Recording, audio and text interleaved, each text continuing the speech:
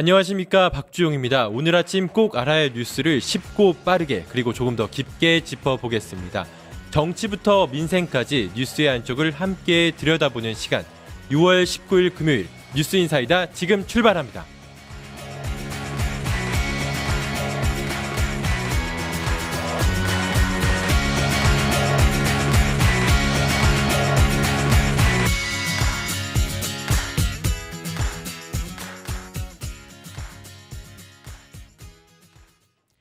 참교육이 공개 일주일 만에 넷플릭스 TV쇼 부문 45개국에서 1위에 오르며 세계적인 화제를 모으고 있습니다. 다만 학교 폭력과 교권 침해를 강경하게 응징하는 설정을 두고 교육 현실을 반영했다는 평가와 함께 폭력 미화라는 비판이 맞서면서 사회적 논쟁으로 번지고 있는데요. 관련해서 박성민 전 민주당 최고위원, 한가선 조국혁신당 대변인, 그리고 김현철 뉴스토마토 기자와 함께 이야기 나눠보겠습니다. 세 분 모두 안녕하세요. 안녕하세요. 네, 먼저 말씀하기 전에 그 세 분 모두 이제 참교육 넷플릭스에서 지금 화제작으로 떠오르고 있는데 참교육 먼저 보셨는지 좀 궁금한데요. 먼저 김현철 교수부터. 네, 옆에서 보는 거를 좀 같이 봤습니다. 다른 사람이 옆에서. 그 와이프가 보고 네. 있길래 옆에서 네. 그냥 저도 봤는데 네. 제 취향은 아니더라고요. 아, 그래요? 네. 최고님은 좀 어떻게 보셨나요? 저는 이렇게 좀 화제되기 전에 나오고 직후에 다 정주행했던 것 같은데 저는 사실 좀 재밌게 봤습니다. 아, 그래요? 대변인은. 저도 친구가 추천해가지고 선거 끝나고 나서 정주행 쫙 몰아서 했죠. 네. 저는 이게 사실 이 참교육 넷플릭스 드라마가 원래는 웹툰을 원작으로 한 기반으로 한 드라마이기 때문에 아무래도 웹툰이 화제가 돼서 이번에 드라마로도 만들어졌는데, 사실 저는 다 보진 못했고 5화까지만 딱 봤는데 5화까지 본 느낌은 아무래도 이게 진짜 교권 보호국이란 감독관이 있으면 어떨까라는 생각과 함께 진짜 이렇게 이런 교권의 현실이 이렇게 될 수 있어, 이런 반응이었거든요. 그래서 보면서 좀 새로웠는데, 특히 드라마에서 이제 가상의 교권 보호국이 나오잖아요. 그 감독관들이 학교 폭력과 그리고 악성 민원 그리고 교권 침해 문제를 직접 해결하고 다니는데, 이를 두고서 교육 현장의 현실을 반영했다는 평가와 함께 또 폭력을 통한 해결 방식을 좀 미화하는 거 아니냐, 이런 반응들이 좀 나오고 있는 것 같습니다. 박성민 최고위원님은 좀 이 점 어떻게 보십니까? 근데 저는 이 드라마가 폭력을 미화했다 이렇게 생각하지는 않고요. 네. 그러니까 드라마니까요. 아무래도 이제 설정도 있는 것이고 그 가상의 현실을 만들어서 하는 것이라는 생각이 들어서 이 드라마가 폭력을 조장하거나 폭력을 통해 해결해야 된다라는 것을 얘기해 줬다기보다는 교권 침해의 현실을 좀 뼈아프게 지적을 하고 거기에 대해서 어떻게 해결할 수 있는가라는 부분을 오히려 더 사회에 좀 화두를 던지는 느낌이었어요. 제가 드라마는 드라마다라고 했지만, 네. 근데 실제로 이 드라마 속에서 전개되는 사건들은 실제 사건에서 모티브를 따온 것들이 굉장히 많아 보였거든요. 서희초 사건도 그렇고, 그 외에도 사실 교사들이 이제 다 얘기를 했었던 그런 일화들이 저는 드라마에 많이 녹아져 있다라는 생각이 들었어요. 네. 그래서 그 일화들 자체는 절대 가볍게 볼 일이 아니다. 그래서 교권보호국이라고 하는 그 가상의 어떤 컨셉이라고 할까요? 그게 이제 드라마 속에는 있어서 그것을 해결했지만, 비단 이 드라마가 던지고자 하는 게 이렇게 폭력으로 해결하자가 아니라 이럴 만큼 심각한 문제들이 많으니까 좀 빠르게 해결할 필요가 있다라는 얘기를 했다고 봅니다. 네. 앞서 그 박성민 최고위원이 말씀하신 것처럼 이 3년 전 서울 서희초등학교 교사 사망 사건이 교권의 심각성이 좀 계속해서 대두되고 있는 상황인데, 최고위원이 보시기에 현재 교권의 현실이 좀 어느 정도로 좀 심각하다고 보십니까? 사실 서희초 사건뿐만 아니라 곳곳에서 들리는 얘기들 보면 안 좋죠. 그러니까 너무 많이 이제 교권이 좀 바닥에 떨어져 있다라는 얘기도 많이 들리는 상황이고, 실제로 그 사례들도 너무 다양해요. 예를 들면 중학생한테 핸드폰, 이제 수업 시간에 핸드폰에서 그거 뺏으려고 하니까 얼굴을 가격당한다든지, 네. 선생님을 넘어뜨려서 선생님이 전치 12주의 부상을 입는다든지. 그러니까 정말 말 못할 여러 가지 일들이 있고, 또 참교육에서도 다뤄졌던 내용이지만 MZ 조폭이라든지 10대들 사이에서 융통되는 그런 마약, 혹은 공부 집중력으로 또 마약에 또 융통되기도 하고, 그러니까 여러 가지 이제 문제들이 다 담겨 있는 상황이고, 선생님들은 그 안에서 사실 어떠한 권한이나 그 학생들을 지도하는 데 있어서 많이 위신이 떨어져 있는 상황은 분명하다라는 생각이 듭니다. 이런 상황에서 정치권이나 아니면 교육계에서도 실제로 교권 보호국이 필요한 거 아니냐 이런 주장이 좀 제기되고 있습니다. 특히 안민석 경기교육감 당선인의 경우에는 드라마를 언급하면서 경기도 교육청 내 교권 보호국이 신설 여부에 대해서 이제 공개 토론을 제안하게 되는데 어느 한 방송에서는 특전사 출신 인사들이 직접 교권보호국 감사관을 하겠다, 감독관을 하겠다 이런 제안도 오고 이런 식의 내용을 안민석 교육감 당선인이 전하기도 했는데요. 세 분 모두에게 질문 드리면 이렇게 교권보호국이란 이거 실제 강력한 보호기구가 좀 필요하다고 보시는지 먼저 한간선 대변인 어떻게 생각하십니까? 우선 그 드라마에서 작동하는 방식으로 정말 물리적인 폭력까지 사용하면서 작동하는 그런 교권보호국은 현실 가능하지 않죠. 그거는 뭐 특전사 이런 거는 말도 안 되는 네. 얘기라고 생각을 하고, 하지만 교권보호 자체는 저는 필요하다라고 생각합니다. 교권이라는 게 사실 교사의 권리라고 좀 축소되어서 이해되는 측면이 있는데, 저는 교육 환경에 대한 권리라고 더 넓혀서 봐야 될 것 같거든요. 네. 특히 이제 아까 5화까지 보셨다고 하는데 5화에 악성 민원에 대한 게 등장하잖아요. 그 어떻게 에피소드가 대접을 가장 정확히 하시네. 네. 네, 그 맞습니다. 가장 이슈가 되고 있는 에피소드인데 저는 네. 그런 악성 민원 문제가 굉장히 심각하다라고 생각을 해요. 그러니까 자제력을 잃은 소수의 민원이 굉장히 다수의 교육 환경을 침해하고 있는 현상이 있다라고 생각을 하고, 가장 안타까운 것 중에 하나가 전 학창 시절에 추억이 많거든요. 네. 근데 요즘 수학여행, 뭐 소풍, 스포츠 이런 게 금지되고 있는 추세라고 해요. 예를 들면 서울에 있는 초등학교 한 600여 곳 중에 100여 곳이 축구나 야구 같은 스포츠가 금지되고 있다고 하거든요. 그러니까 6곳 중에 한 곳이니까 굉장히 많은 거죠. 그런데 왜 그러느냐? 그 애가 다치는데 선생님이 관리 안 하고 뭐 했냐 이런 민원들이 많다고 해요. 네. 그래서 근데 사실 그 부모 중에 한 명과 아이 한 명이 나가서 운동을 해도 다칠 수 있잖아요. 근데 선생님 한 명이 모두를 관리할 수도 없고 쉬는 시간을 다 관리할 수도 없는데 선생님 탓으로 돌려지는 악성 민원이 있기 때문에 그럴 거면 그냥 위험 요소를 아예 원천 차단하자. 그래서 없애버리고 금지하고 이런 경향이 있다고 하거든요. 근데 이게 장기적으로 발전적인 방향은 아니라고 생각을 합니다. 왜냐하면 우리가 학교를 벗어나서 인생을 살아가면서 굉장히 많은 변수들이 있잖아요. 그렇죠. 근데 이 변수들을 아예 차단하는 방식으로 생활을 해버리면 인생을 살아가면서 이 변수를 대응하고 관리하는 건 어떻게 할 거냐. 그러니까 오히려 저는 이런 악성 민원들이 제대로 인생을 배울 수 있는 하나의 경험을 박탈하는 거라고 생각을 해서 이 문제는 우리가 좀 심각하게 보고 제대로 된 그 체계를 구축할 필요가 있다. 그렇게 생각을 합니다. 한가수 대변인님은 교권 보호기란 교권을 보호할 수 있는 기구는 필요하다고 보지만 실제 드라마상에서 교권 보호국에 나오는 감독관이라든지 이런 식의 역할은 조금 아니다 이런. 그렇죠. 생각이시죠? 다른 어떠한 체계를 마련해야 된다. 최고위님 좀 어떻게 생각하세요? 뭐 저도 비슷한 생각인데요. 일단 뭐 교권보호국이 하는 그런 역할을 하는 기구는 필요할 것 같아요. 네. 어떤 기존의 지도 체제에서 약간 좀 벗어나서 좀 더 권한도 많이 갖고, 그리고 교사들이 하지 못하는 현장에서 뭐 학부모들 눈치 보여서 혹은 학생들 눈치 보느라 하지 못했던 그런 교육적 지도 이런 거는 좀 초월적으로 할 수 있는 권한을 가지는 단위가 있으면 좋겠다라는 생각은 들고, 네. 다만 이제 아무래도 교권보호국 신설에 대해서 논란이 되고 있는 거는 결국 폭력을 사용하냐 마냐의 문제겠죠. 근데 네. 그 부분은 저도 뭐 그렇게 드라마처럼 이렇게 하는 것은 좀 현실성이 없다라는 생각도 들고, 네. 그게 교육 현장에서 받아들여지기가 좀 어렵지 않나라는 생각이 듭니다.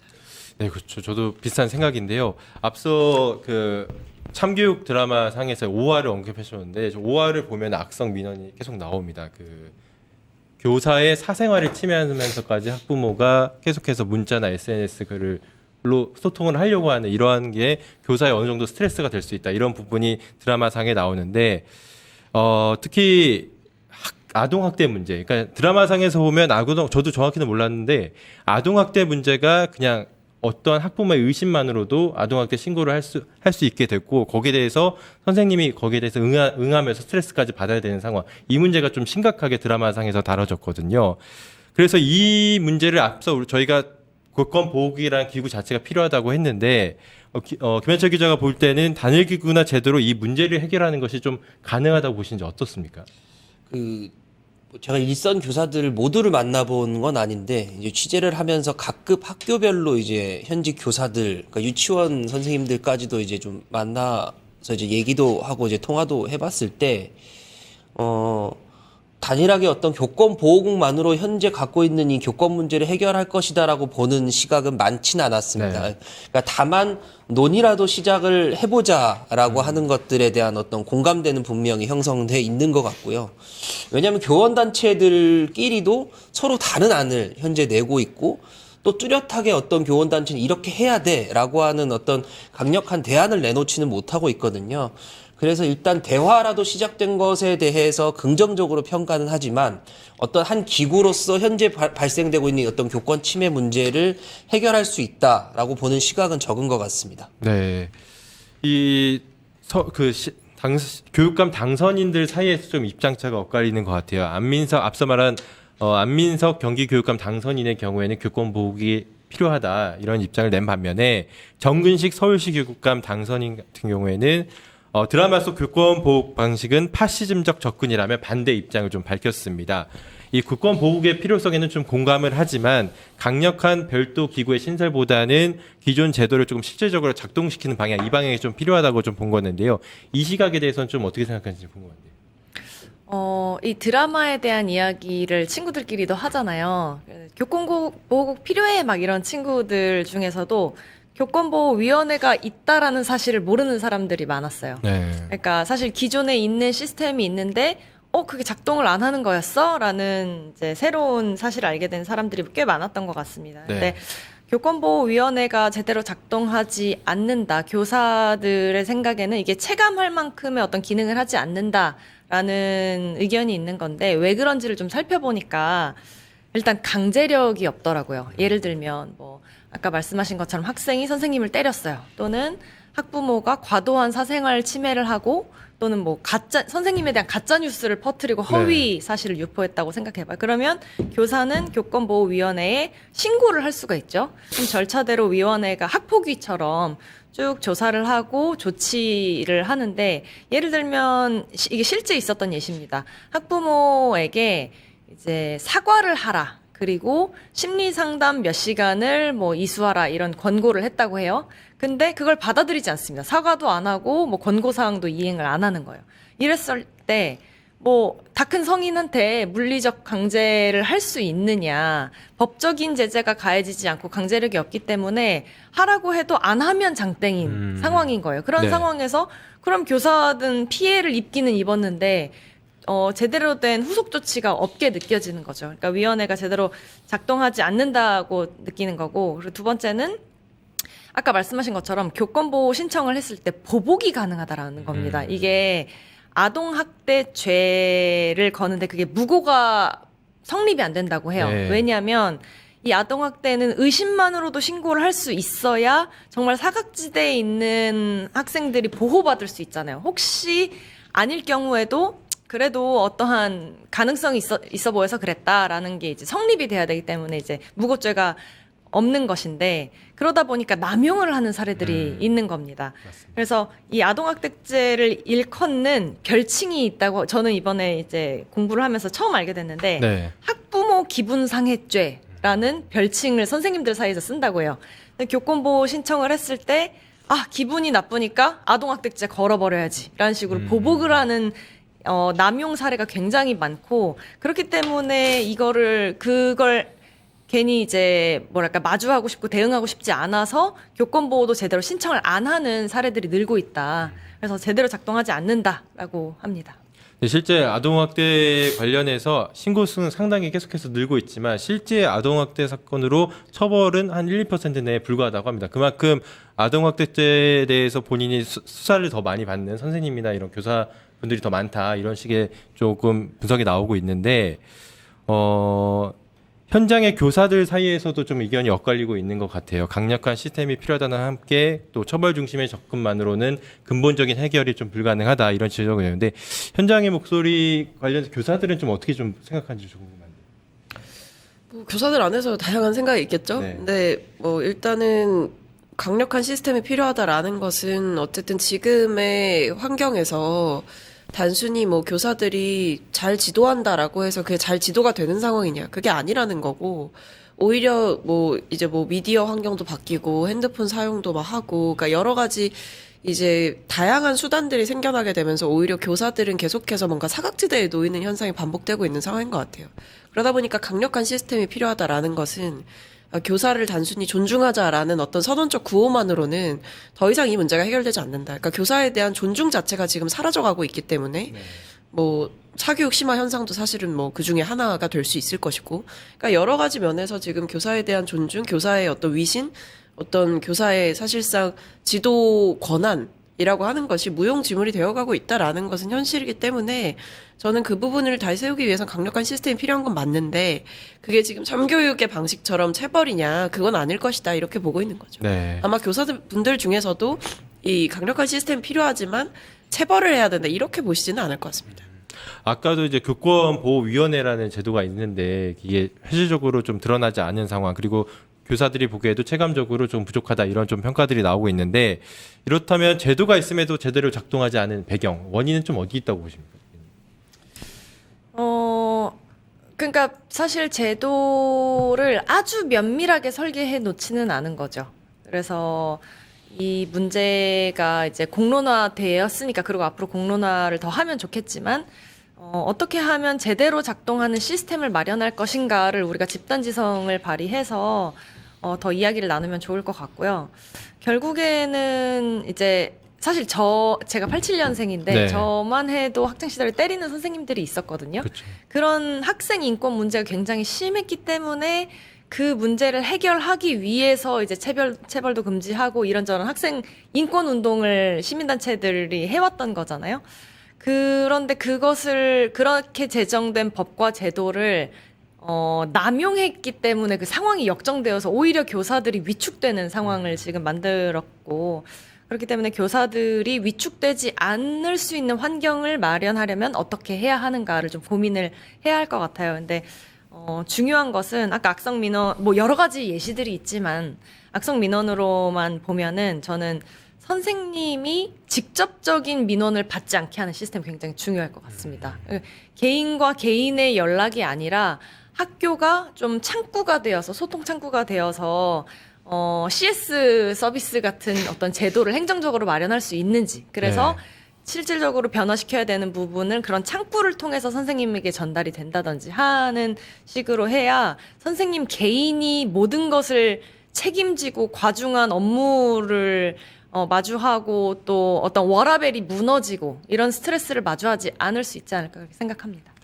그 김현식 씨, 네. 현장 교사들도 아무래도 노학대제 무분별한 이런 행태들, 이런 데에 대한 뭐 좀 불만이나 비판 이런 게 좀 있었습니까?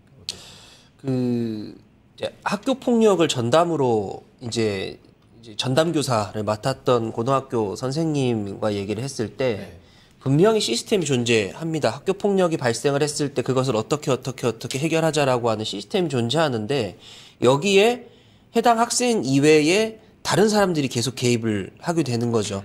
그럼 결국 시스템이 제대로 작동하지 않게 되고, 그 과정에서 이제 본인이 받는 스트레스 이런 것들이 상당히 컸다 이렇게 얘기를 하고요. 그 외부에서 들어온 압력은 이제 당연히 학부모들끼리의 이제 다툼 또는 학부모들의 개입 이런 것이겠죠. 그리고 그 본인의 이제 지인 선생님의 사례를 이제 얘기해줬던 중학교 선생님은 아까 이제 무고가 성립되기 어렵다고 하셨는데 실제로 무고 판결을 받은 선생님이 계신데 그 과정이 굉장히 지난하고 힘들었었던 거죠.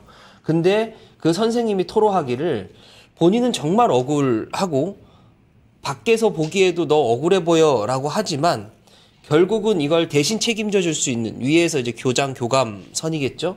갑자기 이렇게 법적 조치가 들어오니까 그들이 빠지더라는 거죠. 제대로 보호받지 못한 상태에서 그걸 한 2, 3년을 쌓아 놓으니까 그다음부터는 내가 정말 선생님을 계속 할 수 있을까라고 하는 회의감 이런 것들이 좀 들었다고 하고요. 아까 대변인님 말씀하셨던 것처럼 대다수 선생님들이 아이들과 발생하는 문제에 있어서는 자기가 다 감당할 수 있는 모든 준비가 돼 있다. 어쨌든 그거는 내가 감당하기 위해 선생님을 하는 거고, 뭐 아이들한테 혹시나 맞거나 아이들과의 분쟁이 생기는 문제는 내가 해결할 수 있지만 그리고 학부모와의 소통 자체도 아이를 어떻게 잘 성장시킬까에 대한 논의, 그런 고민 속에서 이어져야 하는데, 그런 개별 민원들만이라도 중간에서 좀 통합해서 관리할 수 있는 이런 시스템. 지금은 뭐 민원, 담임 선생님 바꿔주세요. 어떤 선생님 바꿔주세요. 그러면 바로 직통으로 연결된다는 거죠. 네. 그런 것만이라도 좀 줄어도 좀 정말 좀 편할 것 같다. 네, 이런 목소리들은 좀 공통되게 들을 수 있었던 것 같습니다. 그다음에 현장에서 교사분들은 아무래도 정당한 교육 활동을 위해서 아동학대와 구분할 수 있는 법적 보호 장치 이런 게 좀 필요할 걸로 보는데 현장에서 교사의 이런 법적 보호 장치에 대한 의견이나 아니면 제도적으로 보완할 수 있는 방법 이런 게 좀 있었을까요?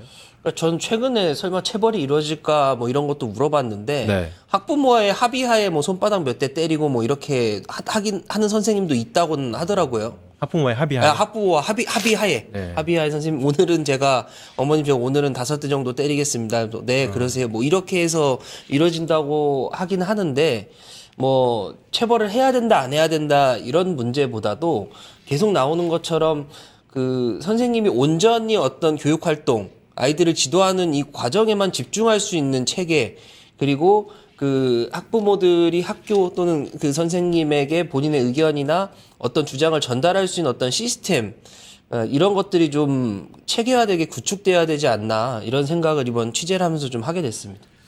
네.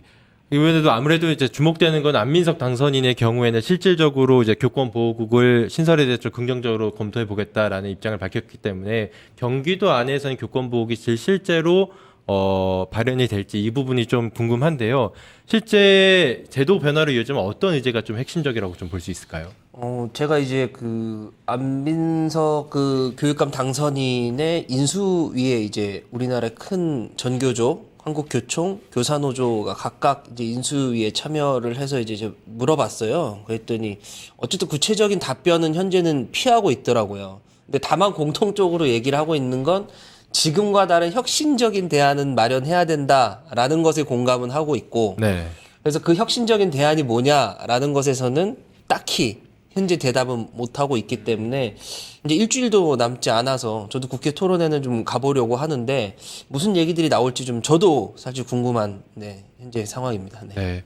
이게 참 어려운 문제입니다. 아무래도 교사와 학생 사이에 뭔가를 관리하고 거기다 또 학부모와도 연관되어 있기 때문에 이게 이 세 부분을 함께 어우르는 게 참 어려운 부분인데 실질적으로 교권 회복과 이 학생 인권 회복이라는 보호 사이의 균형을 좀 맞추기 위해서 현실적인 해법이 좀 필요하다고 보는데 최고위님은 좀 어떤 해법이 좀 필요하다고 보십니까? 지금 필요하고 이제 가장 먼저 할 수 있는 게 이제 아동학대 그죄 관련해가지고 그 정서적 학대 조항이라는 게 있다고 해요. 네. 근데 이제 그게 구체적이지 않다는 거죠.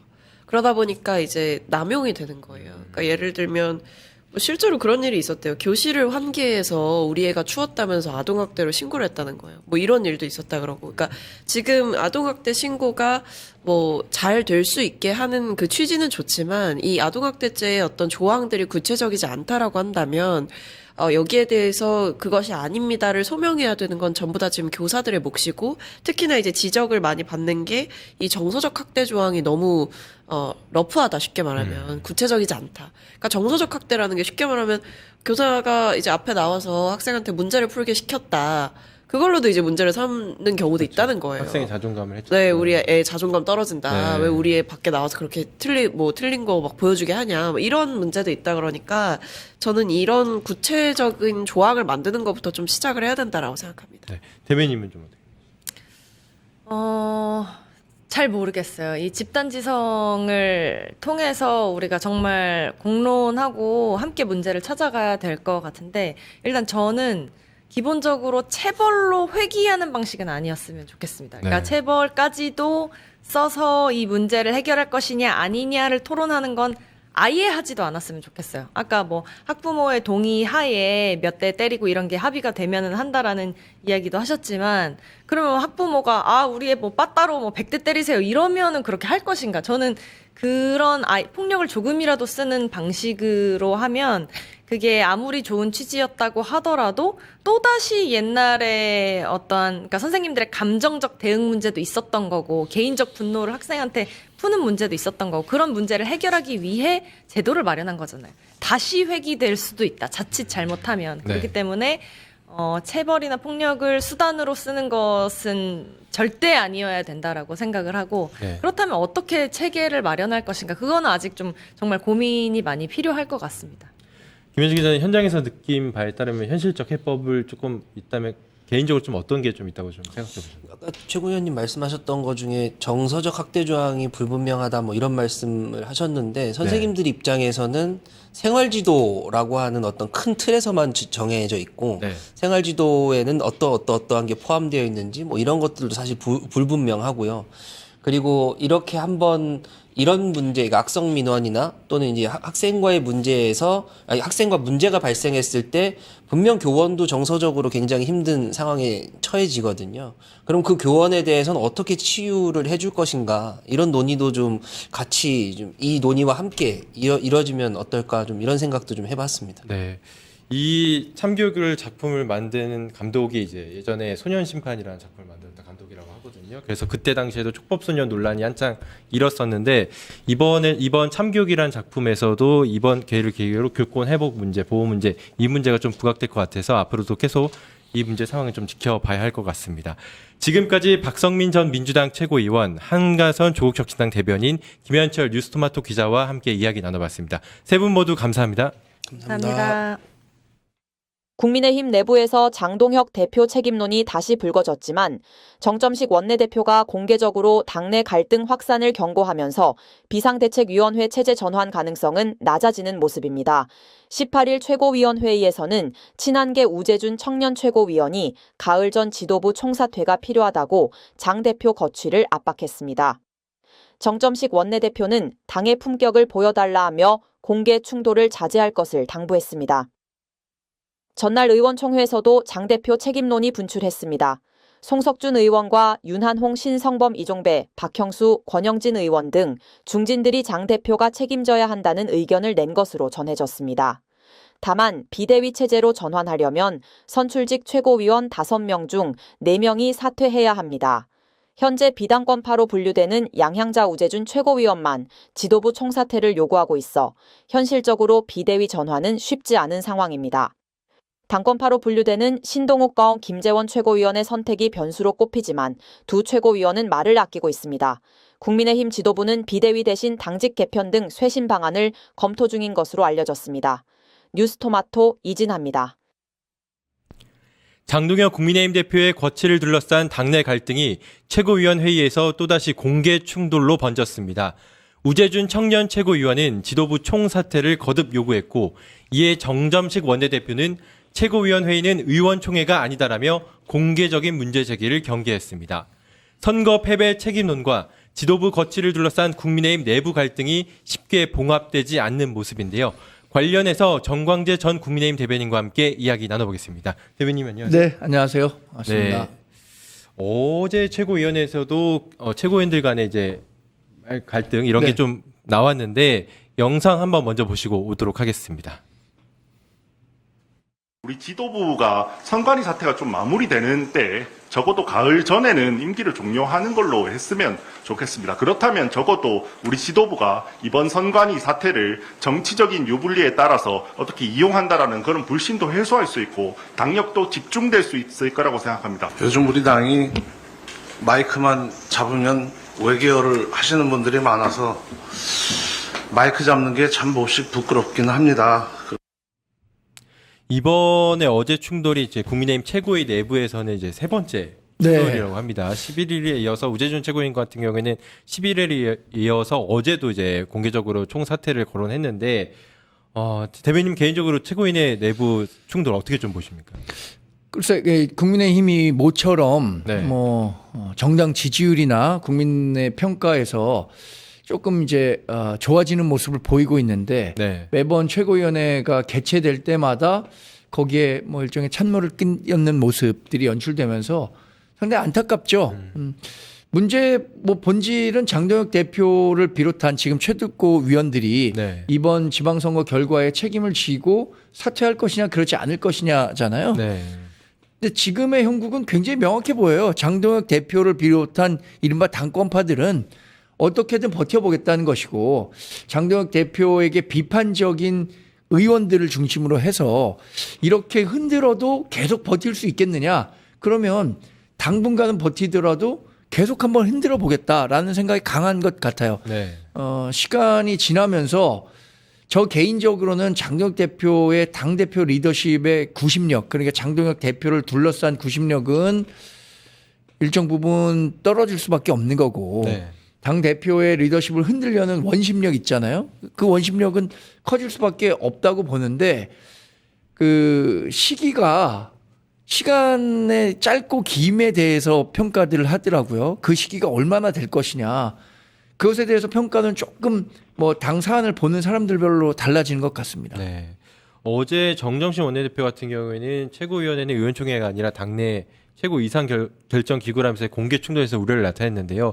예전에 대변인께서는 올해 연말까지는 장동혁 대표 체제가 유지되지 않을까 이렇게 네. 예상을 하셨는데 여전히 지금도 그때까지는 좀 유지될 거라고 정점식 보십니까? 원내대표가 이제 원내대표로 선출된 지 불과 10일밖에 안 됐잖아요. 네. 그리고 최근에 의총 연 것도 본인을 뽑기 위한 의총을 제외하고는 처음 열린 의총이었는데 상당한 경론이 오고 갔고 네. 최고위원회를 할 때마다 이 지도부가 서로 다른 이견을 갖고 싸우는 모습이 연출되니까 개인적으로 생각했을 때도 좀 짜증 날 것 같아요. 이런 상황이.